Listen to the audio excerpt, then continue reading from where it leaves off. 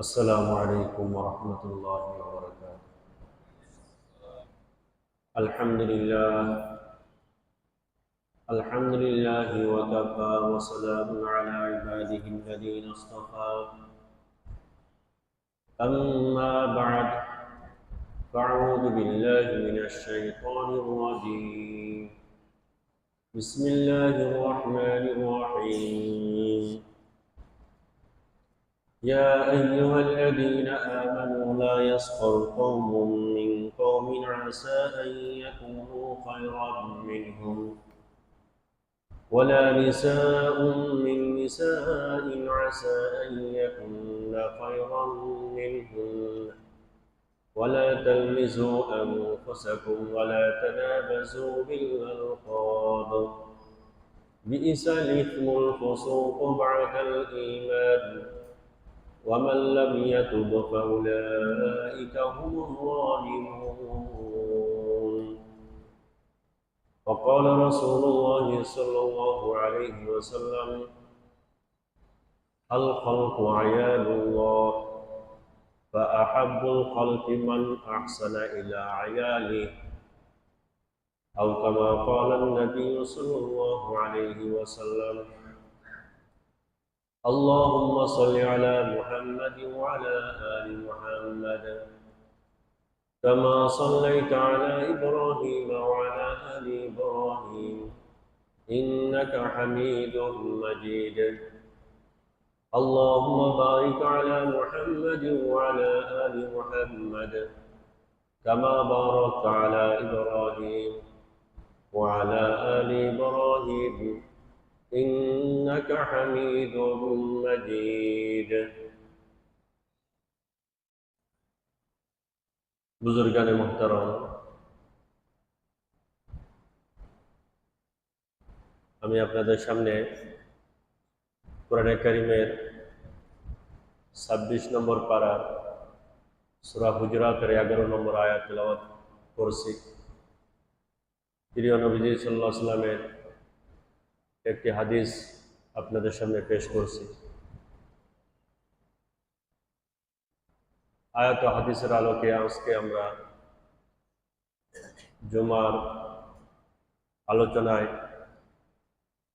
কিছু কথা শুনব। আজকের জুমার আলোচ্য বিষয়,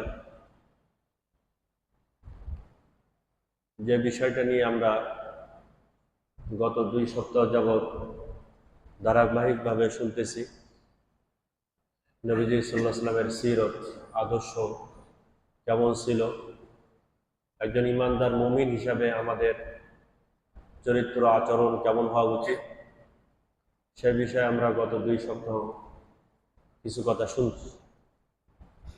আজও ইনশাআল্লাহ আমরা নবীজি সাল্লাল্লাহু আলাইহি ওয়াসাল্লামের আখলাক, আচরণ, ব্যবহার, সিরতের উপরে কিছু কথা শুনবো ইনশাআল্লাহ।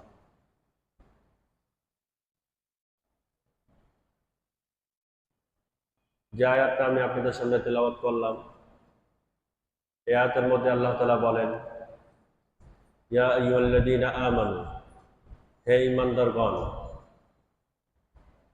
লা ইয়াসখর কওমুম মিন কওমিন আসা আন ইয়াকুনু খায়রাম মিনহুম, তোমরা কোনো মুমিন পুরুষকে নিয়ে উপহাস করো না,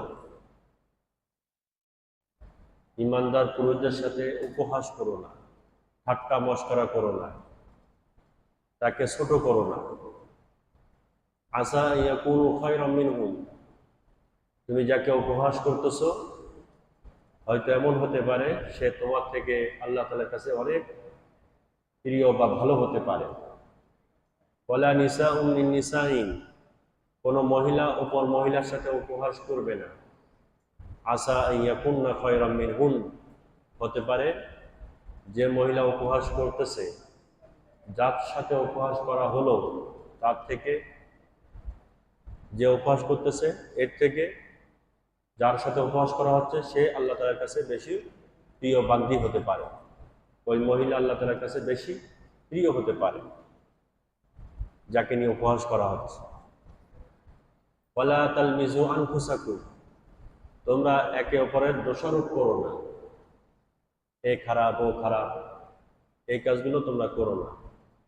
ওয়ালা তানাবাজু বিল আলকাব, তোমরা মন্দ নামে কাউকে ডেকো না, মন্দ উপাধিতে কাউকে ডেকো না। একজন ব্যক্তির একটা ভালো নাম আছে, সেই নামটা ব্যবহার না করে মন্দ একটা খারাপ একটা উপাধিতে তাকে ডাকতেছে, এটা নিষেধ, এটা নিষেধ। একজন ব্যক্তির একটা নাম আছে, প্রচলিত নাম, তার পিতামাতা তাকে একটা নাম রাখছে, আপনি সেই নামটা না বলে বাইরে তার নামে একটা বাজে একটা শব্দ ব্যবহার করতেছেন, একটা খারাপ একটা উপাধি দিয়ে দিয়েছেন, এটা কোনো ইমানদারের জন্য শোভনীয় না। ইমানদার এই কাজ করবে না। আল্লাহ তাআলা এই সম্বোধনটা করেছেন ইমানদারদেরকে। আপনি আমি যদি ইমানদার হই, এটা আমাদের দায়িত্ব। কাকে কি বলে ডাকতেছেন? আমি কাকে কি বলে ডাকতেছি? সে জাহান্নামী, সে নিকৃষ্ট, আপনি নিশ্চিত হলেন কিভাবে? আর আপনি যে ভালো, আমি যে ভালো, এটা আমি নিশ্চিত হলাম কিভাবে? সূরা হুজরাতের 11 নম্বর আয়াত, 26 নম্বর পারা। এটা অনেক মন্দ কাজ, গুনাহ সমূহের মধ্য থেকে একটা বড় জঘন্য অপরাধ এগুলা। আল্লাহ তাআলা বলতেছে এই কাজ থেকে তোমরা দূরে থাকো। ওয়ামাল্লাম ইয়াতুব, যারা ফিরে আসবে না, ফাউলাইকা হুমুজ জালিমুন, তারা জালেম, তারা অবাধ্য। হ্যাঁ, এটা হলো কোরআনের আয়াত। এই আয়াতটা আমি আপনাদের সামনে পেশ করছি। একটা হাদিস আমি আপনাদের সামনে পেশ করছি। নবীজি সাল্লাল্লাহু আলাইহি ওয়াসাল্লাম বলেন, বাইহাকি শরীফের মধ্যে আসছে হাদিসটা, বাইহাকি শরীফের ৭৪46 নম্বর হাদিস, ৭৪46 নম্বর হাদিস। নবীজি সাল্লাল্লাহু আলাইহি ওয়াসাল্লাম বলেন, আল খালকু আয়ানুল্লাহ, দুনিয়ার সমস্ত মানুষ আল্লাহর পরিবারের অন্তর্ভুক্ত। সুবহানাল্লাহ, আল্লাহর পরিবারের সদস্য। সমস্ত মানুষ, পৃথিবীর সমস্ত মানুষ আল্লাহর পরিবারের সদস্য। বা আহাব্বুল খালকি ইলাল্লাহ, মানুষের মধ্যে আল্লাহ তাআলার কাছে সবচেয়ে প্রিয় ওই ব্যক্তি, মান আহসানা ইলা আয়ালি, যে আল্লাহর পরিবারের সদস্যের সাথে ভালো আচরণ করে। আপনার ছেলের সাথে যে ভালো ব্যবহার করবে, আপনি তাকে ভালো বলবেন না? আপনি তাকে ভালোবাসবেন, যে আমার সন্তানের সাথে এই লোকটা ভালো ব্যবহার করে, আমার মেয়ের সাথে এই লোকটা ভালো ব্যবহার করে, ভালো আচরণ করে, আমার পিতার সাথে এই লোকটা ভালো আচরণ করে, আপনি তাকে ভালোবাসবেন। দুনিয়ার মানুষ আল্লাহর পরিবারের সদস্য, আল্লাহর ঘরের সদস্য। আপনি একজন ব্যক্তির সাথে ভালো ব্যবহার করতেছেন মানে আল্লাহর পরিবারের সাথে আপনি ভালো ব্যবহার করতেছেন, আল্লাহ তাআলার কাছে আপনি অটোমেটিক প্রিয় হয়ে যাবেন। এই হাদিসের ব্যাখ্যা হলো এটাই, বাইহাকি শরীফের রিওয়ায়াত। এগুলো আমাদের খেয়াল করতে হবে। আল্লাহর একটা বান্দাকে কষ্ট দেওয়া মানে আল্লাহকে কষ্ট দেওয়া, একটা বান্দার সাথে ভালো আচরণ করা মানে আল্লাহকে খুশি করা। এই জন্য আল্লাহ তাআলা আল্লাহর হকগুলোকে অনেক হক মাফ করে দেন, বান্দার হক মাফ করেন না, কিন্তু আল্লাহ নিজের হক মাফ করে দেন। আল্লাহর নিজের যে হকগুলা ওগুলো মাফ করে দেন। কেউ যদি নামাজ না পড়ে আর আপনি পিছনে বলতেছেন অমুক নামাজ পড়ে না, আল্লাহ অসন্তুষ্ট হয়, যে সে নামাজ পড়ে না, তোমার সমস্যা কি? হ্যাঁ, খুব খেয়াল করবেন। একজন ব্যক্তি নামাজ পড়ে না, কার হক নষ্ট করছে? আল্লাহর হক। তা আপনি বাইরে পিছনে এভাবে বলতে পারবেন না যে সে নামাজ পড়ে না। তা আল্লাহ তাআলা আপনাকে বলবেন এ কথা, সে যে নামাজ পড়ে না, তোমার সমস্যা কি? তোমার কি কোনো ক্ষতি করছে, না তোমার হক নষ্ট করছে? সে আমার হক নষ্ট করছে, তার কি করতে হয় না করতে হয় সেটা আমি দেখবো। তুমি পিছনে তার ব্যাপারে বাজে মন্তব্য করতেছো কেন? তোমার তো হক নষ্ট করবে, তোমার সমস্যা কি? আল্লাহর হক, আল্লাহ মাফ করে দিবেন, আমাদের বলার কোনো অধিকার নেই। গীবত হারাম এই কারণে, পিছনে কারোর ব্যাপারে বাজে মন্তব্য করা, এটা নিষেধ এই কারণে। তো মোহতারাম দোস্ত, কোরআনে কারীমের মধ্যে সূরা বাকারার, আমি তো গত 2 সপ্তাহ অনেক হাদিস, আয়াত, ঘটনা শোনাইছি আপনাদেরকে, আজকে আরো কিছু শুনবো ইনশাআল্লাহ। আরেকটি আয়াতের মধ্যে আসছে কোরআনে কারীমে, সূরা বাকারার 83 নম্বর আয়াত, 83 নম্বর আয়াত, আল্লাহ তাআলা বলেন, ওয়াকুলু লিন্নাসি হুসনা, তোমরা মানুষের সাথে ভালো ভালো কথা বলো, সুন্দর সুন্দর কথা বলো। লিন্নাস, নাস শব্দ অর্থ কি? নাস মানে ইমানদার না, নাস মানে খতিব সাহেব আর ইমাম সাহেব না, নাস মানে পীর সাহেব না, নাস মানে সকল মানুষ। নাসের মধ্যে বেঈমানও আছে, হিন্দুও আছে, অমুসলমানও আছে। নাস আল্লাহ তাআলা এটা বলছেন, ওয়াকুলু লিন্নাস, সমস্ত মানুষের সাথে তোমরা কথা বলো হুসনা, সুন্দরভাবে, সুন্দরভাবে কথা বলো, নরমভাবে কথা বলো, উগ্রতার সাথে না, আক্রমণাত্মক না, মারবো কাটবো বঙ্গোপসাগরে ভাষায় দিব, সুবহানাল্লাহ, না। ওয়াকুলু লিন্নাসি হুসনা, মানুষের সাথে নরম ভাষায় কথা বলো, সকল মানুষের সাথে কথার মধ্যে নরমিয়তা থাকবে। হাদিস শরীফের মধ্যে আছে, সহিহ তরগীব ওয়া তারহিবের মধ্যে নবীজি সাল্লাল্লাহু আলাইহি ওয়াসাল্লাম বলেন, 2446 নম্বর হাদিস, 2446, 2446 নম্বর হাদিস। কত সুন্দর হাদিস দেখেন, কত সুন্দর হাদিস। আমরা এগুলোকে গুরুত্ব দেই না, ইবাদত গুরুত্ব দেই, কিন্তু আখলাকে গুরুত্ব দেই না। আমাদের মানুষের সাথে আমাদের ভাষা সুন্দর হতে হবে, এটা গুরুত্ব দেয় না। নামাজ পড়ি, মসজিদে লম্বা সময় দেয়, হাতে তসবিহ নেই, জিকির আজকার করি, কোরআন শরীফ পড়ি, কিন্তু মানুষের সাথে যে ভালো আচরণ করা, এটা যে একটা বড় ইবাদত, এটা আমরা অনেকে জানি না। সহিহ তরগীব ওয়া তারহিব এই কিতাবের 2446 নম্বর হাদিস। কত সুন্দর হাদিস দেখেন, নবীজি সাল্লাল্লাহু আলাইহি ওয়াসাল্লাম বলতেছেন, ইন্নার রাজুল লা ইউদরিকু বিহুসনি খুলুকিহি, নিশ্চয় একজন বান্দা, নবীজি বলতেছেন, নিশ্চয় একজন ব্যক্তি, লা ইউদরিকু, সে পায়, বিহুসনি খুলুকিহি, তার উত্তম আচরণের কারণে, ভালো ব্যবহারের কারণে, মানুষের সাথে উত্তম আচরণের কারণে সে পায়, কি পায়? দরজাতা সাইমিন নাহার ওয়া কাইমিল লাইল, সুবহানাল্লাহ। যারা সারাদিন দিনে নফল রোজা রাখে, অনেক মানুষ আছে সারা বছর নফল রোজা রাখে, অনেক মানুষ আছে কাইমিল লাইল, রাতে ইবাদত করে, তাহাজ্জুদ নামাজ পড়ে, জিকির আজকার করে। নবীজি বলতেছেন, রাতে যারা ইবাদত করে, রাত জেগে ইবাদত করে, যারা সারা বছর দিনে রোজা রাখে, এই সমস্ত ব্যক্তিরা যে পরিমাণ সওয়াব পায়, একজন মানুষ সে রাতে ইবাদত করে না, দিনে রোজা রাখে না, কিন্তু মানুষের সাথে ভালো আচরণ করে, তো এই যারা যে ভালো আচরণ করতেছে, আল্লাহ তাআলা এই ব্যক্তিকেও তাদের মতো সওয়াব দান করে। সে রাতে ইবাদত করতেছে না, রোজা রাখতেছে না, তারপরও লা ইউদরিকু, সে পায়, দরজাতা সাইমিন নাহার ওয়া কিয়ামিল লাইল, কাইমিল লাইল, রাতে ইবাদত করতেছে, দিনে রোজা রাখতেছে, এদের মতো বদলা আল্লাহ তাআলা দান করে। দেখেন, এটা সওয়াব, এটা একটা ইবাদত। মানুষের সাথে ভালো আচরণ করা, এটা ইবাদত। ইন্ডিয়ার একটা ঘটনা লিখছে, একটা যুবক মসজিদে বসে হাত তুলে কাঁদতেছে, দোয়ার মধ্যে চোখ দিয়ে পানি বাইর হচ্ছে। দূর থেকে একজন দেখে খুব খুশি হলো, আলহামদুলিল্লাহ, এই অল্প বয়সের ছেলে চোখ থেকে পানি বাইর করতেছে দোয়ার মধ্যে, এ তো বাইজিদ বুস্তামি মতো হয়ে গেল, অল্প বয়সে ভালো আবেদ হয়ে গেল। কিছুক্ষণ পরে দেখতেছে ওই ব্যক্তি যে দেখছিল, বাইরে একজন বৃদ্ধর সাথে, মুরব্বী, বয়স্ক মুরব্বীর সাথে গন্ডগোল করতেছে, হইচই। কি বাবা? সে গিয়ে দেখে এই যুবক যে এই যে হাত তুলে দোয়া করতেছিল, সে ওই মুরব্বীর সাথে গন্ডগোল করতেছে বাইরে, মসজিদের বাইরে। পরে এই মুরব্বী তখন বলতেছে যে আমি তো তাকে মনে করেছিলাম মসজিদের মধ্যে বাইজিদ বুস্তামি, এখন তো দেখতেছি সে এজিদ, বাইজিদ না, সে হলো এজিদ। ওই যে এজিদ কারবালার ময়দানে এই জঘন্য কাজ করেছিল যার তত্ত্বাবধানের নেতৃত্বে, আমি তো তাকে মসজিদের মধ্যে মনে করেছিলাম একটা বাইজিদ আসছে, বাইজিদ বুস্তামি আসছে, কিন্তু মসজিদের বাইরে গিয়ে তো দেখলাম এই একই ব্যক্তি, এত এজিদ, বাইজিদ না, এত এজিদ। তো মোহতারাম দোস্ত,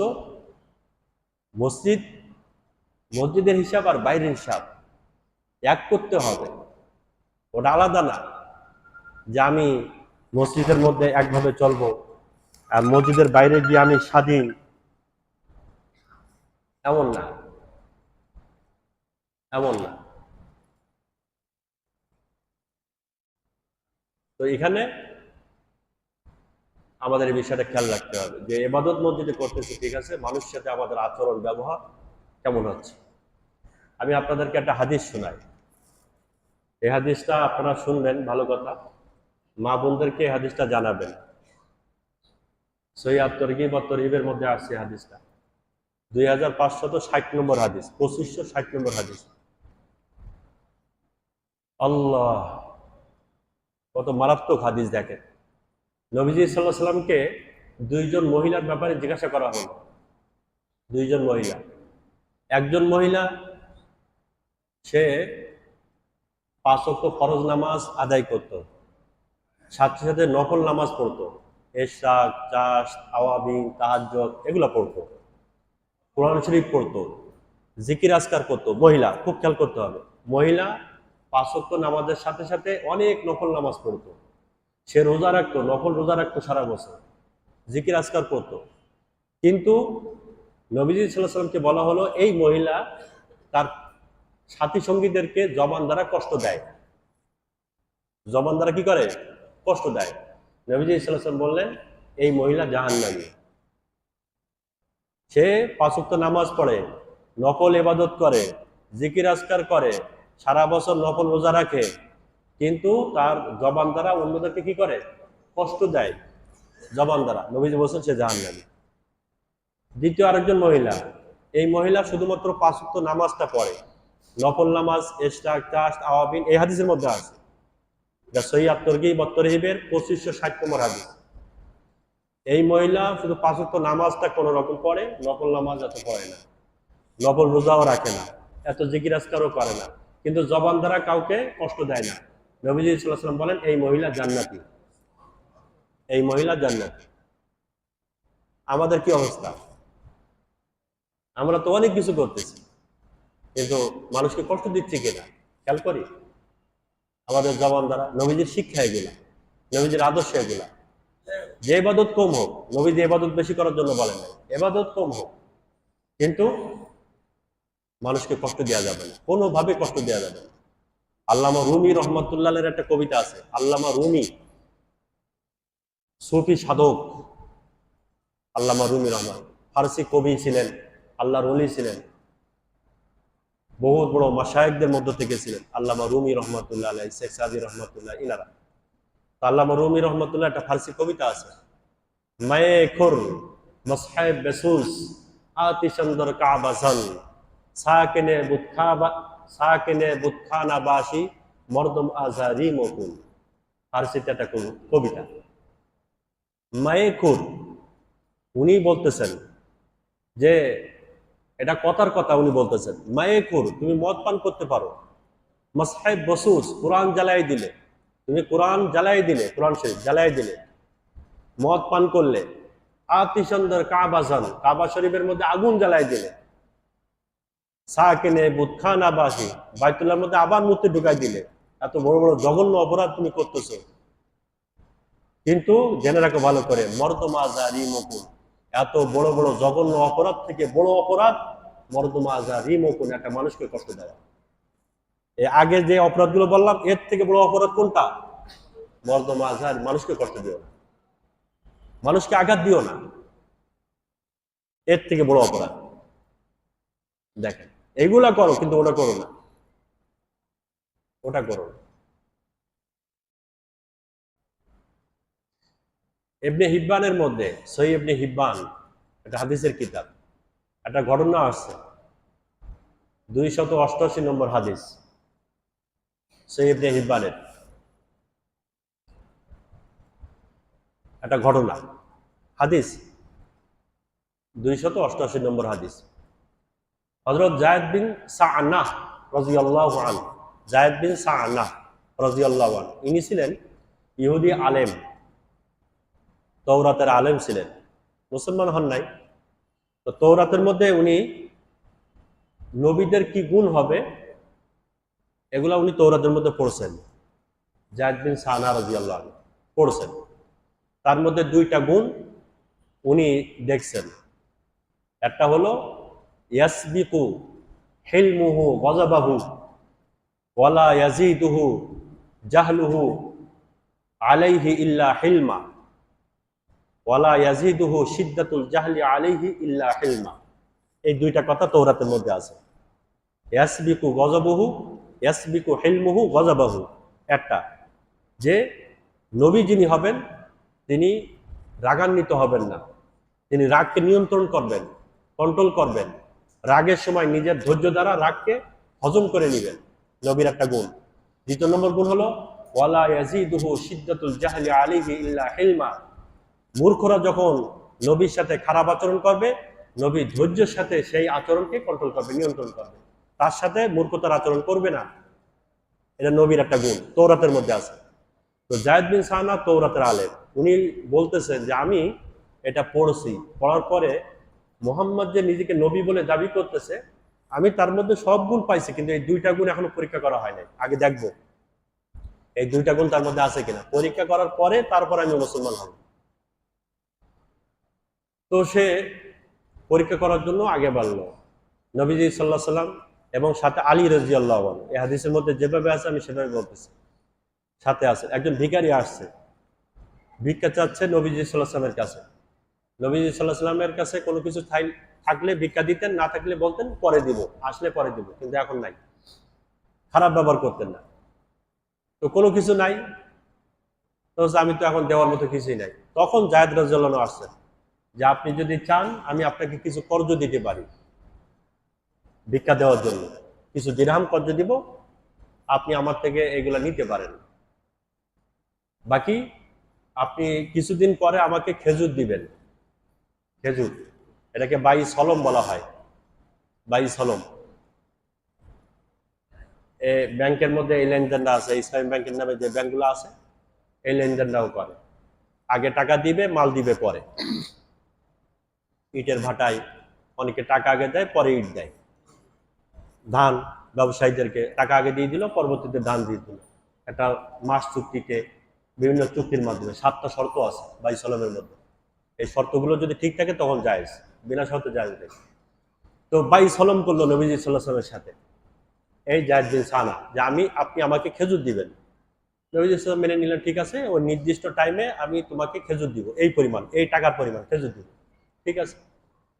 চলে গেল, চুক্তি হয়ে গেল। সে নবীজি সাল্লাল্লাহু আলাইহি ওয়াসাল্লামকে টাকা দিল, নবীজি সেটা ভিখারিকে দিয়ে দিলেন। কিছুদিন পরে নবীজি সাল্লাল্লাহু আলাইহি ওয়াসাল্লাম একটা জানাজায় গেছেন। আসার সময় আবু বকর, ওমর, ওসমান রাদিয়াল্লাহু আনহু সবাই আছেন নবীজির সাথে। এই জায়েদ বিন সানা আসছে, অথচ এখনো টাইম আসে নাই, পরিশোধের সময় এখনো আসে নাই।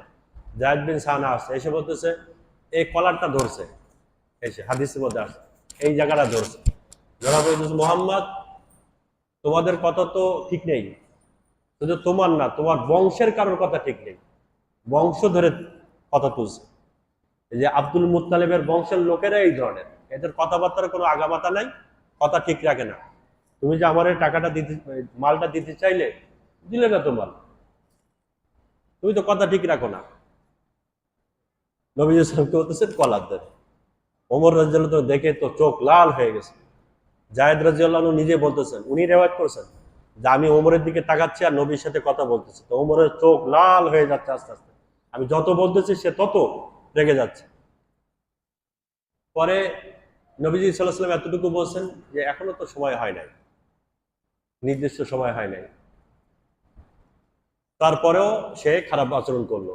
এরপরে নবীজি সাল্লাল্লাহু আলাইহি ওয়াসাল্লাম ওমর রাদিয়াল্লাহু আনহুকে বললেন, এই হাদিসের মধ্যে আছে, ওমর রাদিয়াল্লাহু আনহু বললেন, ওমর সে যে পরিমাণ খেজুর পায় এই পরিমাণ খেজুর দিয়ে দাও, আরো 20 শ। 20 শ মানে 100 হলো 3 কেজি 200 গ্রামের মতো, তাহলে 20 শ হয় কত, প্রায় 1.5 মণ মতো না? হ্যাঁ, তাই তো হয়। তাহলে আরো 1.5 মণ, প্রায় 60 কেজির মতো অতিরিক্ত সে যে পরিমাণ খেজুর পাবে এটা তো দিবা, আরো 60 কেজি 1.5 মণ খেজুর তাকে আরো অতিরিক্ত দিয়ে দাও। ওমর বলছে এটা কিভাবে হয়, খারাপ ব্যবহার করলো, সময় আসে নাই, খারাপ ব্যবহার করতেছে, আপনি পরিশোধের জন্য বলতেছেন, আবার বেশি দেওয়ার জন্য বলতেছেন, না কিভাবে হয়? নবীজি সাল্লাল্লাহু আলাইহি ওয়াসাল্লাম বলছেন তার দায়িত্ব হলো সুন্দরভাবে চাওয়া, আর আমার দায়িত্ব হলো সুন্দরভাবে দেওয়া। সে সুন্দরভাবে চাই না, ঠিক আছে, কিন্তু আমার দায়িত্ব ছিল সুন্দরভাবে দেওয়া। তো সে যে পরিমাণ পাবে এটা তো আমি তাকে দিব, আর তুমি যে তার দিকে চোখ লাল করছো, তুমি যে তার দিকে এই যে চোখটা লাল করছো, তাকে ভয় দেখাইছো, এই জন্য অতিরিক্ত আরো 1.5 মণ খেজুর আরো অতিরিক্ত দিয়ে দাও। তুমি তার সাথে যে খারাপ আচরণ করলে এর জন্য আরো 1.5 মণ খেজুর অতিরিক্ত দিয়ে দাও। হযরত জায়েদ রাদিয়াল্লাহু আনহু বলেন এটা দেখার সাথে সাথে আমি ওই জায়গায় মুসলমান হয়ে গেলাম। আমার আর বুঝতে বাকি রইল না যে ইনি নবী। এই ধৈর্য, নবীজি সাল্লাল্লাহু শিখাইছেন এগুলা। ধৈর্যশীল হতে হবে, এত অধৈর্য হলে হবে না। কথা আমরা বলতে পারলে মনে করি যে আমি সার্থক, কিছু একটা করে ফেলছি। রাস্তাঘাটে, গাড়িতে, বিভিন্ন জায়গায় কথা বলতে পারলে মনে করি আমরা জিতে গেছি, চুপ থাকতে পারি না।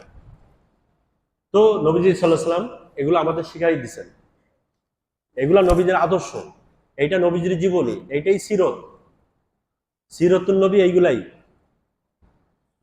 নবীজির জীবনী এইগুলাই, নবীজির আদর্শ এইগুলাই। উনি আমাদেরকে এইগুলা শিখাই দিচ্ছেন, বাস্তবে দেখাই দিচ্ছেন, প্র্যাকটিক্যাল শিক্ষা দিয়ে দিচ্ছেন যে এইভাবে চলতে হবে। মানুষ তোমাদের সাথে কত রকম আচরণ করবে, চুপ থাকো, সহজে মেনে নাও। সংসারে এত তালাক, এত ডিভোর্স, এত অশান্তি, এর মূল কারণ তো এইটাই যে আমরা কোনো কায়দা চুপ থাকতে রাজি না, জবানকে কন্ট্রোল করতে রাজিই না। পুরুষ হাত চালাচ্ছে, মহিলা জবান চালাচ্ছে, ও সংসার টিকবে কিভাবে? একটা সংসারের মধ্যে পুরুষের দায়িত্ব হলো হাতকে নিয়ন্ত্রণ করা, মহিলার দায়িত্ব হলো জবানকে নিয়ন্ত্রণ করা। তাহলে ওই সংসার টিকে থাকবে, কিছুদিন সংসার করতে পারবে। নতুবা পুরুষ হাতে শক্তি আছে, বাহুতে শক্তি আছে, একটা দুর্বল মহিলার উপরে, একটা মহিলা মানে তো একটা কলা গাছ, তার সাথে আপনি শক্তি প্রয়োগ করতেছেন, এটা বাহাদুরি হলো নাকি? এটা কোনো বাহাদুরি হলো না, স্ত্রীকে পিটাচ্ছে। আমাদের নবীজি সাল্লাল্লাহু আলাইহি ওয়াসাল্লাম 9 জন স্ত্রীর সাথে ঘর সংসার করেছেন, 9 জন স্ত্রী একসাথে। উনি যখন ইন্তেকাল করেন সেই দিনে নবীজির সাথে 9 জন স্ত্রী ছিলেন। অথচ নবীজির জীবনীতে কোনো হাদিসে নেই, কেউ প্রমাণ দেখাতে পারে নাই নবীজি সারা জীবন কোনো একটা স্ত্রীকে মারা তো দূরের কথা, টুকা দিচ্ছেন শরীর, এরকম কোনো প্রমাণ নেই। এতগুলো স্ত্রী উনি একসাথে ঘর সংসার করলেন, মারার প্রয়োজন পড়লো না। আর আমরা প্রতি সপ্তাহে বউ পিটাই, কারণটা কি? অধৈর্য, ধৈর্য হারা। মহিলা মাজুর হতে পারে, সে দুর্বল হতে পারে। আল্লাহ তাআলা বলছেন মানসিকভাবে, শারীরিকভাবে, সর্বদিক দিয়ে মহিলারা দুর্বল, এটা কোরআনে আছে, মহিলারা দুর্বল। আমরা দুর্বল হব কেন? আমরা দুর্বল, সে বলতেছে বলুক, আমি চুপ থাকি বা জায়গা ত্যাগ করি, নিয়ম আছে তো। এত ডিভোর্স আর এত তালাক, মূল কারণ হলো এটা, ধৈর্য নেই। পিতার এই মেয়ের বাপ মা একই অবস্থা, মেয়ের একটু মারছে, হ্যাঁ আমি জামাই এক জায়গা দেখেই ছাড়বো, আমার মেয়ের গায়ে হাত দিছে, জেলের ভাত খাওয়াই ছাড়বো তাকে। আর কেন? আপনার মেয়েকে একদিন মারছে, আপনি জেলের ভাত খাওয়াবেন না? এটা নবীজির শিক্ষা না। স্বামী স্ত্রী পরস্পরে গন্ডগোল হতে পারে, ঝগড়াঝাটি হতে পারে, এটা সম্ভব, এটা অসম্ভব কিছু না, একসাথে আছে, সুবিধা অসুবিধা হতে পারে, এই জন্য তাকে জেলের ভাত খাওয়াবে? আপনাকে ধৈর্যশীল হতে হবে, ঠান্ডা মাথায় নিরসন করতে হবে। আপনি মিলাই দিবেন, আপনি ছাড়াই দিবেন না, এটা নিয়ম না। নবীজি সাল্লাল্লাহু আলাইহি ওয়াসাল্লাম ফাতেমা রাদিয়াল্লাহু আনহার ঘরে গেছেন, গিয়ে দেখে ফাতেমার মন খারাপ, বলছে আলী কই, আলী কই? তো জানি না। মেয়ের এই শব্দ শুনলে বোঝা যাচ্ছে না যে কি হয়েছে, কি বলেন? মেয়ের কাছে জিজ্ঞাসা করছে আলী কই, তো জানি না। তখন তো বুঝছে কিছু একটা করছে। নবীজি বাইরে হয়েছে ঘর থেকে, যে দুজন ঝগড়া বাঁধাইছে। এই বাপের দায়িত্ব কি? শিখতে হবে এগুলা। আমরা যারা মেয়ে বিবাহ দিচ্ছি, যারা, এইটা আদর্শ সিরাতুন নবী, এই যে আমাদের দায়িত্ব কি? মেয়ে বিবাহ দেওয়ার পরে স্বামী স্ত্রী গন্ডগোল লাগবে, মেয়ে জামার মধ্যে গন্ডগোল হবে, আমার দায়িত্ব কি? নবীজি বাইরেছেন আলী কই খোঁজার জন্য। আমার মেয়ের গা সৈয়দুল আম্বিয়া, আমি ইমামুল আম্বিয়া, সৈয়দুল মুরসালিন, আসমান জমিনের সৃষ্টি আমার ওসিলায়, জান্নাত আমি উদ্বোধন করব, আমার সুপারিশের আর কেউ জান্নাতে যেতে পারবে না। আর আমার মেয়ের সাথে খারাপ বাবা, তোমার আমি এক জায়গায় দেখবো না, এ কথা নবীজি বলেন না। গিয়ে দেখে আলী রাদিয়াল্লাহু তাআলা আনহু মসজিদে নববীতে শুয়ে আছেন খালি গায়ে, এবং পুরা শরীরে মাটি লেগে আছে। ওই যে আবু তুরাব, আলী রাদিয়াল্লাহু আনহুর নাম ওই দিন ঘোষণা করা হয়। ওনার নাম আবু তুরাব না, উপাধি মাটির বাপ। এটা নবীজি বলছিলেন, ইয়া আবা তুরাব, হে মাটির বাপ। ওনার নাম আলী রাদিয়াল্লাহু তাআলা, মাটির বাপ। নবীজি মোহব্বত করে বলছিলেন। দেখে মসজিদে নববীতে খালি গায়ে শুয়ে আছে, মন খারাপ, স্ত্রীর সাথে গন্ডগোল করে অন্য জায়গায় যায় নাই, বন্ধু বান্ধবের সাথে আড্ডা দেয় নাই। আমরা তো কত কিছু করি, অনেকে টানে, কি টানে আর বলতেছি না, আমি একটু সুখ টান দিচ্ছি, এইগুলা দ্বারা আমার টেনশন দূর হবে। কার টেনশন দূর হয়? গুনার কাজ করলে কখনো টেনশন দূর হয় না, এটা মাথায় রাখবেন। গুনার কাজ করে টেনশন দূর হয় না, টেনশন আরো বাড়বে। এইগুলা টানাটানি দ্বারা কখনো টেনশন দূর হবে না। আলী রাদিয়াল্লাহু আনহু মসজিদে চলে গেছেন, শুয়ে আছেন, নবীজি ডাকছেন, আসো, হাত ধরছেন, হাত ধরে বাসায় নিয়ে আসছেন। হাদিসে যেভাবে আছে আমি সেভাবে বলতেছি, এটা সিরত। বাসায় নিয়ে আসছেন, ফাতেমাকে ডাকছেন, এদিকে আসো। নবীজি নিজের বুকের উপরে ফাতেমার হাত রাখছেন, এরপর আলীর হাত রাখছেন, এরপর নিজের হাত রেখে বলছে, আল্লাহ আমি এই দুইজনকে ভালোবাসি, তুমি এই দুইজনকে ভালোবাসো। এইভাবে মিলাই দিচ্ছেন। এটা হলো দায়িত্ব, এটা হলো সিরত। ধৈর্যশীল হতে হবে। মোহতারাম দোস্ত, আমরা মানুষের সাথে যে ভালো আচরণ করব, এই ভালো আচরণের 4টা এরিয়া আছে, 4টা দায়রা আছে। 4 জায়গায় 4 শ্রেণীর সাথে আমাদের ভালো আচরণ করতে হবে, ভালো ব্যবহার করতে হবে। তার মধ্যে 1 নম্বর হলো আমাদের করিবি রিশতেদার যারা, নসবি রিশতেদার যারা। নসবি বলতে যাদের সাথে আমাদের রক্তের সম্পর্ক, একটা নিকটতম যারা আমাদের রক্তের সম্পর্ক যাদের সাথে আমাদের, তাদের সাথে ভালো আচরণ করা 1 নম্বর দায়িত্ব। যেমন আমাদের পিতামাতা, আমাদের পিতা, ভালো আচরণ করতে হবে। নবীজি সাল্লাল্লাহু আলাইহি ওয়াসাল্লাম বলেছেন, পিতা রাজি হলে রব রাজি, রেজার রব ফি রিজাল ওয়ালিদ। নবীজির কথা, এটা হাদিস। তোমার পিতা যদি রাজি হয়, আল্লাহ রাজি। পিতা যদি তোমার উপর অসন্তুষ্ট হয়, আল্লাহ অসন্তুষ্ট। মায়ের সাথে ভালো আচরণ করতে হবে। নবীজি বলছেন, আল জান্নাতু তাহতা আকদামি উম্মাহাতিকুম। তোমার মায়ের জান্নাত তালাশ করতেছো, কোথায় জান্নাত তালাশ করতেছো? তোমার মায়ের পায়ের নিচে জান্নাত, সেখানে জান্নাত খোঁজো। এই স্ত্রীর সাথে ভালো আচরণ করতে হবে। নবীজি বলেন, খয়রুকুম লি আহলিহি ওয়া আনা খয়রুকুম লি আহলি। তোমাদের মধ্যে সবচেয়ে উত্তম সে যে তার স্ত্রীর সাথে ভালো আচরণ করে, সেই হলো উত্তম। এবং জেনে রাখো ভালো করে, আমি আমার পরিবারের সাথে ভালো আচরণ করি। নিজের স্ত্রীর সাথে ভালো আচরণ করা, সন্তানদের সাথে ভালো আচরণ করা, এই করিবি রিশতেদার 1 নম্বর দায়িত্ব আমাদের। ভালো আচরণ কাদের সাথে? 1 নম্বর হলো নিকটতম লোক যারা, তাদের সাথে ভালো আচরণ। নিজের পিতামাতা, নিজের স্ত্রী, নিজের সন্তানদের সাথে ভালো আচরণ। দুঃখের বিষয়, আমি আগেও সম্ভবত বলছি আপনাদের, বাইরের বন্ধু বান্ধব সবার সাথে আমরা হাসি মুখে কথা বলি, তাদেরকে সময় দেই, কিন্তু পরিবারের সাথে আমরা সময় দেই না, বাচ্চাদের সাথে সময় দেই না, ছেলে মেয়েদের সাথে সময় নেই কথা বলা।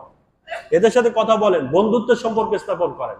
আপনার ছেলের সাথে এমন সম্পর্ক করেন, আপনার ছেলে কোনো খারাপ কোনো কিছু সিদ্ধান্ত নিতে জন্য 14 বার চিন্তা করে যে আমার পিতার সাথে আমার এই পরিমাণ সম্পর্ক, আমার পিতা আমাকে এই পরিমাণ ভালোবাসে, তার মনের সব কথা যেন আপনাকে বলতে পারে। এরকম সম্পর্ক করেন।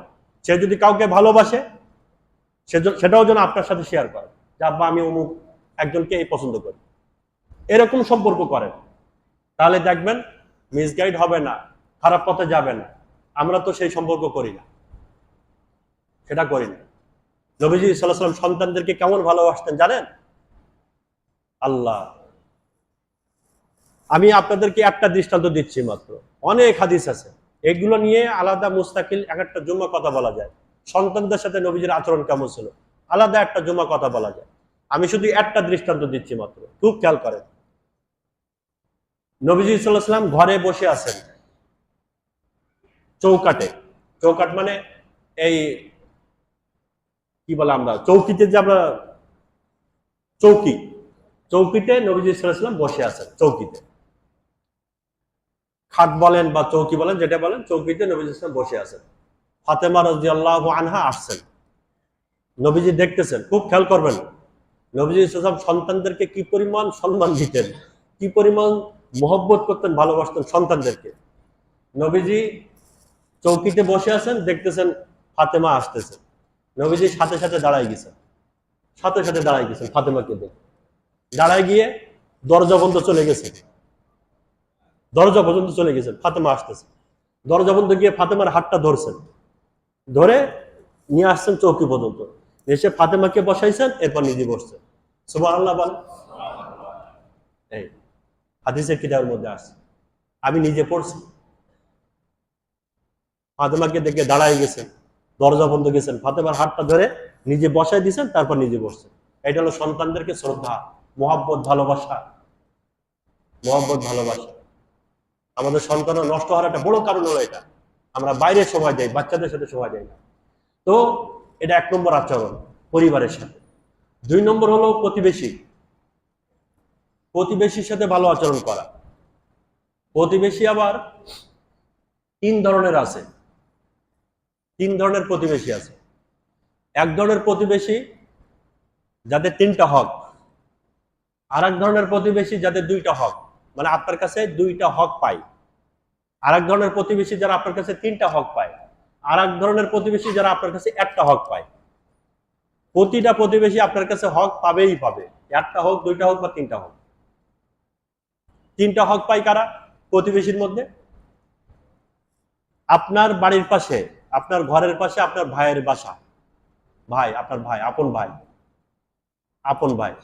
তাহলে আপনার ভাই সে নিকটতম রক্তের সম্পর্কের কারণে আপনার ভাই, ভাই হিসাবে সে একটা হক পায় আপনার কাছে। দুই নম্বর, সে মুসলমান, মুসলমানের একটা হক আছে। এক মুসলমান আর এক মুসলমানের জন্য একটা হক আছে, মুসলমান হিসাবে একটা হক। আর হলো সে প্রতিবেশী, প্রতিবেশী হিসাবে সে একটা হক পায়। কয়টা হক হলো? তিনটা হক। কোন কোন প্রতিবেশী দুইটা হক পায়, নিকটতম আত্মীয় না, কিন্তু সে মুসলমান এবং প্রতিবেশী, দুইটা হক। সে মুসলমানও না, নিকটতম আত্মীয় না, অমুসলমান, তাহলে সে একটা হক পায়, প্রতিবেশী হিসাবে সে একটা হক পায়। সে আপনার মুসলমান হওয়ার দরকার নেই, অমুসলমান, তারপরও সে আপনার প্রতিবেশী, তার সাথেও ভালো আচরণ করতে হবে, তারে কষ্ট দেওয়া যাবে না। অমুসলমান কি হলো? তার খোঁজ খবর নেওয়া, দেখভাল করা, তার সমস্যায় তার পাশে দাঁড়ানো, সহযোগিতা করা, যদি গরিব হয় সুখে দুঃখে তার পাশে দাঁড়ানো, এটা আমাদের দায়িত্ব, এটাও দায়িত্ব, এটা প্রতিবেশীর হক। তাহলে সে একটা হক পায়। যদি মুসলমান হয় দুইটা হক পায়, প্রতিবেশী, মুসলমান। আর যদি নিকটতম আত্মীয় হয় তাহলে তিনটা হক পায়। তাহলে প্রতিবেশীর একটা হক আছে। এরপরে যারা অমুসলমান তাদের একটা হক আছে। অমুসলমান, মুশরিক, যারা বেঈমান। নবীজি সাল্লাল্লাহু আলাইহি ওয়াসাল্লামের একটা হাদিস আছে, তিরমিজি শরীফের হাদিস, 1935 নম্বর হাদিস, লম্বা হাদিস। নবীজি সাল্লাল্লাহু আলাইহি ওয়াসাল্লাম বলেন, ওয়ালা তাহাসসাসু ওয়ালা তাজাসসাসু ওয়ালা তাবাগাজু ওয়ালা তাহাসাদু ওয়ালা তাদাবারু ওয়া কুনু ইবাদাল্লাহি ইখওয়ানা। একে অপরের সাথে দুশমনি করো না, একে অপরের সাথে শত্রুতা করো না, একে অপরের পিছনে কোনো কথা বলো না, একে অপরের দোষ চর্চা করো না। নবীজি বলতেছেন ওয়ালা তাদাবারু, একজনের পিছনে আরেকজনের কথা বলো না। ওয়ালা তাজাসসাসু, কোনো ভাইয়ের দোষ চর্চা করো না, দোষ তালাশ করবা না। ওয়ালা তাবাগাজু, দুশমনি রাখবা না কারোর সাথে। ওয়া কুনু ইবাদাল্লাহি ইখওয়ানা, সবাই ভাই ভাই হয়ে চলো। সুবহানাল্লাহ, সবাই ভাই ভাই হয়ে চলো, সবাই কাঁধে কাঁধ মিলিয়ে মিলেমিশে চলো। ঝগড়া, ঝামেলা, গন্ডগোল এগুলোর মধ্যে যেও না। তিরমিজি শরীফের যাবেন, 1935 নম্বর হাদিস। মোহতারাম দোস্ত, জীবজন্তুর মধ্যে এই যে অমুসলমান, নবীজি সাল্লাল্লাহু আলাইহি ওয়াসাল্লাম এগুলা কি পরিমাণ খেয়াল করতেন। যারা নবীজির শত্রু, মক্কা থেকে নবীজিকে বের করে দিলেন, কাফেররা নবীজিকে বের করে দিচ্ছে না মক্কা থেকে, তাহলে কি পরিমাণ শত্রুতা করছে নবীজির সাথে, নবীজির পরিবারের সাথে। নবীজি সাল্লাল্লাহু আলাইহি ওয়াসাল্লাম নিজের মেয়েকে আটকায় রাখছে। একটা পিতা তার মেয়েকে কি পরিমাণ ভালোবাসে, আর বিশেষ করে যখন ওই মেয়ে পেটে বাচ্চা থাকে, গর্ভবতী মেয়ে যখন হয়, তো পিতা ওই মেয়ের প্রতি তার কি পরিমাণ মহব্বত, ভালোবাসা, টান কি পরিমাণ থাকে, সব সময় কাছে রাখতে চায়, পাশে রাখতে চায়, খোঁজ খবর নিতে চায়। অথচ নবীজি সাল্লাল্লাহু আলাইহি ওয়াসাল্লাম মদিনাতে, আর মেয়ে জয়নব মক্কাতে, আর তার স্বামী কাফের আস আটকায় রাখছে মেয়েটাকে।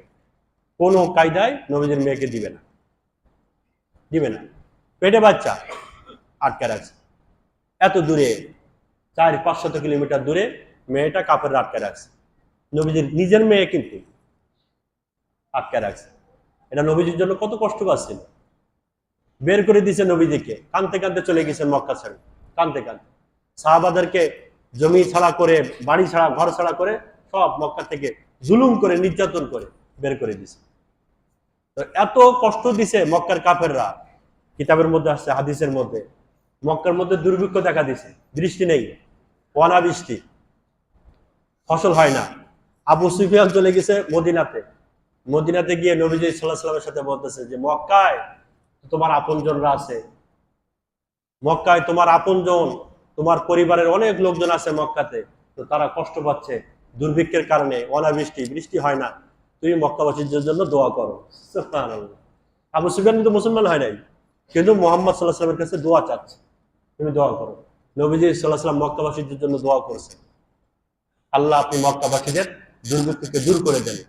রিওয়ায়াতের মধ্যে আছে নবীজির এই দোয়ার পরে মক্কায় তারপরে বৃষ্টিপাত হয়, এরপর বৃষ্টি বর্ষণ হয়, আল্লাহ দুর্ভিক্ষ দূর করে দিয়েছেন। দুশমনের সাথে, শত্রুর সাথে নবীজির আচরণটা এমন ছিল। হযরত সুমামা ইবনে উসাল, মেশকাতের মধ্যে আছে এই হাদিস। সুমামা ইবনে উসাল রাদিয়াল্লাহু আনহু একজন সাহাবা, উনি ভুট্টার ব্যবসা করতেন, গমের ব্যবসা, জব, ভুট্টা, গম এগুলোর ব্যবসা করতেন, বড় ব্যবসায়ী। তো উনি যখন মুসলমান হন, উনি মদিনার একজন বড় ব্যবসায়ী, উনি মাল পাঠাতেন মক্কাতে, মক্কাতে ব্যবসায়িক পণ্য উনি মদিনা থেকে মক্কায় পাঠাতেন। উনি মুসলমান হওয়ার পরে নিয়ত করলেন, আমি এখন থেকে মক্কাতে আর কোনো মাল পাঠাবো না, এদেরকে আর কিছুই দিব না। এই মক্কাবাসীরা বিপদে পড়ল, যে ইনি একটা বড় অংশ ইনি পাঠাতেন।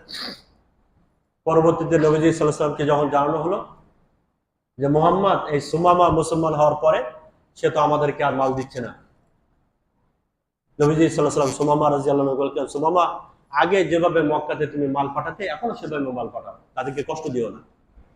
অথচ তারা কাফের, কি পরিমাণ নবীজির উপরে জুলুম করছে, সাহাবাদের উপরে, পরিবারের উপরে, কিন্তু নবীজি মাল পাঠাতে বলতেছে। এটা হলো যে শত্রু, দুশমন, তাদের সাথে নবীজি সাল্লাল্লাহু আলাইহি ওয়াসাল্লামের এই ধরনের আচরণ ছিল। নবীজির জীবনে এগুলো আমাদের সামনে থাকার দরকার। আমরা কি করতেছি না করতেছি এটা তো আমরা ভালো জানি, এটা আর বলার দরকার নেই, বললে আপনারা কষ্ট পাবেন, আমরা কষ্ট পাবো। যাও, নবীজির জীবনীগুলো আমাদের সামনে থাকার দরকার। আর আল্লাহ তাআলা সূরা আহজাবের মধ্যে যে কথাটা বললেন 21 নম্বর আয়াত, যে তোমাদের জন্য নবীজির মধ্যে উত্তম আদর্শ আছে, এই আয়াতের অর্থ এটাই যে পদে পদে প্রতিটা জায়গায় সুখে দুঃখে যখন মুসিবতে পড়বে, পেরেশানিতে পড়বে, নবীজির জীবনীকে সামনে রাখবে। নবীজি সাল্লাল্লাহু আলাইহি ওয়াসাল্লাম যেভাবে চলছেন, যেভাবে আচরণ করছেন, আমাদের আচরণ ব্যবহার যেন এমনই হয়, আমরা চেষ্টা করব। জীবজন্তুর মধ্যে 3 ধরনের জীবজন্তু আছে, জীবজন্তুর মধ্যে 3 ধরনের জীবজন্তু আছে। আমাদের সাথে আল্লাহ না করুন কোনটার সাথে যেন মিল না হয়। এক ধরনের জন্তু আছে, পশু, হাইওয়ান, যারা মানুষকে কষ্ট দেয় না, মানুষকে কষ্ট দেয় না, তারা শুধু খায়, সারাদিন কাজ হলো খাওয়া, আর আমাদের উপকার করে। যেমন গরু, গরু আমাদের কষ্ট দেয় না উপকার করে? আমাদের উপকার করে, দুধ দেয়, হাল চাষ করা যায়, এবং সে আমাদের কষ্ট দেয় না। এই এক ধরনের জন্তু, জানোয়ার, পশু এক। 2 নম্বর একটা জন্তু আছে ওয়াহশী, হিংস্র জানোয়ার। এরা হলো যখন ক্ষুধা পায় তখন খায়, খিদে লাগে যখন তখন খায়, যখন পেট ভরে যায় চুপচাপ ঘুমায়, কার উপর আক্রমণ করে না, কাউকে ক্ষতি করতে চায় না, পাশ দিয়ে একটা লোক চলে যাচ্ছে তাকায়ও না, যে যা পারে করে করুন। এটা হলো হিংস্র জানোয়ার, বাঘ, সিংহ। এরা আক্রমণ করে ক্ষুধার জ্বালায়, পেটের খিদা নিবারণের জন্য আক্রমণ করে। খিদা মিটে গেছে, ব্যাস চুপচাপ বসে আছে, পাশ দিয়ে যাচ্ছে, যে যা যা, চুপচাপ। হিংস্র জানোয়ার এ একটা পশু। আর 3 নম্বর একটা জন্তু আছে, এরা হলো মানুষের ক্ষতি করে, বেকার, অনর্থক, কোনো ফায়দা নেই, এদের কাজ হলো শুধু ক্ষতি করা। হিংস্র জানোয়ার ক্ষতি করে, মানুষের ক্ষতি করে, কিন্তু নিজের প্রয়োজন মেটানোর জন্য। আর 3 নম্বর হলো মানুষের ক্ষতি করে কিন্তু বেকার, অনর্থক, যেমন সাপ, বিচ্ছু। সাপ একটা মানুষকে যখন দংশন করে এর কি লাভ হয়? পেট ভরে না, তার ক্ষুধা নিবারণের জন্য, পিপাসা নিবারণের জন্য সে দংশন করে না। অনর্থক, বেকার, বেহুদা একটা মানুষকে ক্ষতি করে সাপ, বিচ্ছু, এর কাজ হলো মানুষকে ক্ষতি করা। এখন এই তিন ধরনের জন্তুর কথা আমি বললাম। একটা হলো গরু, আমাদের উপকার করে, ক্ষতি করে না। আর একটা হলো মানুষের শুধু ক্ষতিই করে যায়, অনর্থক, তার কোনো ফায়দা নেই। আর একটা হলো ক্ষতি করে কিন্তু তার নিজের ফায়দার জন্য। আমরা যেন কোনো কায়দায় এই 3টার মধ্যে না হই, 3টার মধ্যে না হই। আমাদের মধ্যে নেই এরকম অনেক মানুষ মানুষের ক্ষতি করতেছে নিজের পেট ভরার জন্য, সে তো বাঘের মতো হয়ে গেল। অনর্থক মানুষকে ক্ষতি করতেছে, সে তো সাপের মতো হয়ে গেল। বেহুদা একটা মানুষের ক্ষতি করলো, কোনো ফায়দা নেই। রাস্তায় গাড়ি রেখে দিয়েছে, খেলা করতেছে, বলটা লাগলো ওই গাড়ির গ্লাসে, গ্লাসটা ভেঙে গেল। এই যে একটা মানুষের ক্ষতি করলো, কি ফায়দা হলো তার? অনর্থক, ইচ্ছাকৃত ভাবে এই কাজটা করছে, সে জানে ক্ষতি হতে পারে তারপরে এই কাজটা করছে। এই তার কোনো ফায়দা হয় না, কিন্তু কিন্তু একটা মানুষের ক্ষতি হলো। এই গুণগুলা, জীবজন্তুর পশুর গুণগুলা, পশুত্বের স্বভাব আমাদের মধ্যে চলে আসে। আল্লাহ আমাদেরকে হেফাজত করেন। মানুষের উপকার করার মন মানসিকতা। মোহতারাম দোস্ত, আর একটা ঘটনা বলে আমি শেষের দিকে যাচ্ছি। আমাদের পূর্বপুরুষ, ওনাদের মানুষের উপকার করা, একটা মানুষের কল্যাণ কামনা কি পরিমাণ ওনাদের অন্তরে ছিল, এটা ধারণ করতেন কিভাবে? এর আগে তো অনেক ঘটনা আপনারা শুনছেন, গত 2 সপ্তাহ আমি ঘটনা শোনাইছি। একজন হাজ্জাজ বিন ইউসুফের জমানায়, হাজ্জাজ বিন ইউসুফ একটা জালেম শাসক, তাবিঈদের জমানা। 2 জন বহুত বড় বড় মুহাদ্দিস ছিল, বহুত বড় মুহাদ্দিস। একজনের নাম হলো ইব্রাহিম নখাই, আর একজনের নাম হলো ইব্রাহিম তাইমি। মনে রাখবেন, ইব্রাহিম নাখাই, আর একজন হলো ইব্রাহিম তাইমি। ইব্রাহিম নখি বহুত বড় ফকিহ ছিলেন, মুফতি ছিলেন। আর ইব্রাহিম তাইমি ইনি বুজুর্গ টাইপের ছিলেন, দরবেশ, সুফি, পীর সাহেব। ইব্রাহিম তাইমি। আর ইব্রাহিম নাখি ইনি ছিলেন ফকিহ, মুফতি। ওই জমানার জালেম শাসক হাজ্জাজ বিন ইউসুফ, তার বিপক্ষে একটা ফতোয়া চলে গেছে, ইব্রাহিম নখির একটা ফতোয়া, জালেম শাসক